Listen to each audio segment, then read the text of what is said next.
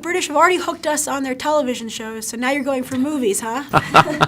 Exactly, yeah. We're taking over, yeah. Well, you know, it was really kind of interesting to watch this movie because you think like the whole like, is our government going too far argument is really only an American thing. Yeah. So it's interesting to see another country dealing with it. Do you think it's a global problem or? I think it's a problem that face all the modern democracies who are trying to deal with the terrorist threat, basically, which is, and it's a question that goes back, you know, years and years and years, which is to what extent are you comfortable with what the government does on your behalf to protect security? And if they break the law in protecting your security, does that mean that they're undermining the very thing that they're claiming to protect, you know? And I don't think they're questions that are easily answered, and I think that any security service in any country is going to operate in a rather grey area morally, and that's interesting. You know, I mean, it's the stuff of Homeland, which is,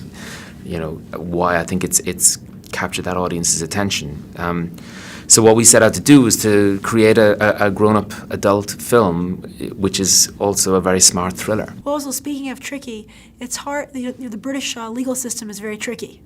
How are you hoping American audiences can get over that hurdle watching the film? I would hope that it doesn't trouble anyone watching the film, because we've worked very, very hard to make sure that those details, all of which we've got completely right and which are very important to me that we got them right, are bedded into the background of the film. And if you're interested in them, they're all there for you to latch onto. But you don't need to know a thing about the legal system to enjoy the film, because hopefully all the ambiguities and the plot twists are unfolding in front of you in terms of your relationship to those characters rather than your relationship to the English legal system. And also, you're a very successful theater director.